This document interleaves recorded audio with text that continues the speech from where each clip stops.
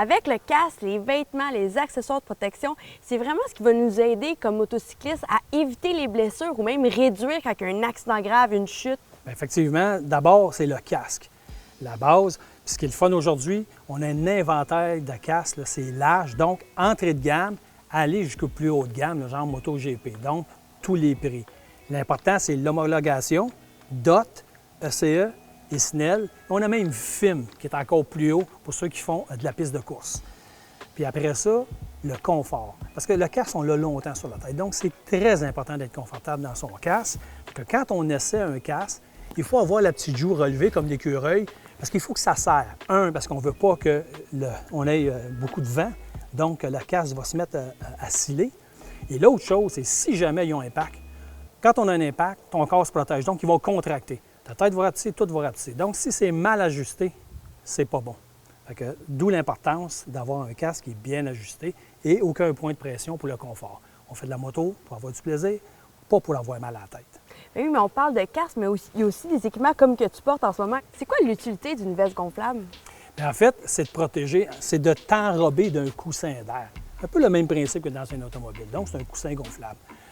Parce qu'on sait que quand il y a un impact, oui, ta tête est bien protégée, mais on sait les blessures au niveau du cou, la colonne vertébrale, l'abdomen, les organes vitaux.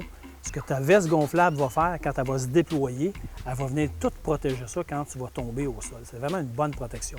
Tu as deux sortes de vestes, donc tu es attaché après ta moto, un peu comme le principe du Sea-Doo. Oui. Celle comme j'ai, elle marche un peu comme un GPS. Elle analyse 1000 informations à la seconde. Et si elle sent que tu es pour tomber ou un impact, elle aussi, elle va se déployer. Puis c'est de la grosse protection. Exemple, le dorsal là-dessus, c'est 7 fois plus de protection qu'un dorsal normal.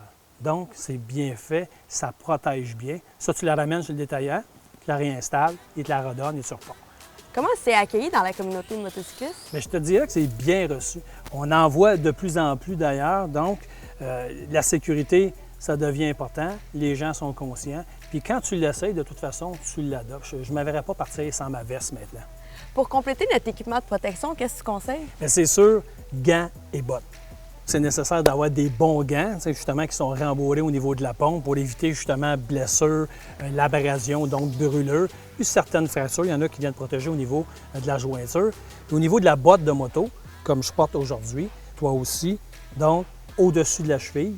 Là-dedans, j'ai des protections des 3 os, donc s'il y a un impact, ça vient protéger ma cheville qui est là. La semelle est renforcée aussi, donc, parce qu'avec l'asphalte, l'usure, puis elle est fermée. Oui. Quand on a ça, on est correct, on est bien protégé. Moi aussi, j'ai l'impression que les bottes de moto sont un peu plus dures aussi sur le bout, ce qui protège quand on fait les changements de vitesse aussi. Oui, bien c'est ajusté aussi, hein, Oui. en fonction justement, parce qu'on a un levier de vitesse. Mais ça tend à changer. On s'en vient avec des motos automatiques aussi, puis électriques. Oh! Hey, mais merci beaucoup, Jean.